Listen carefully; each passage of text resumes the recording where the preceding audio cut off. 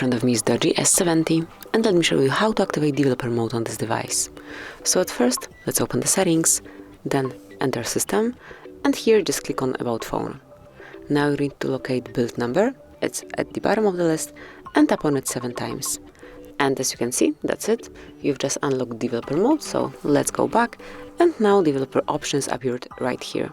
Click to open, and now you can use all the features, all the options included here, so smoothly scroll, locate the one that you would like to use, and then, for example, tap on this switcher to disable USB auto routing. Then you can switch off the function the same way.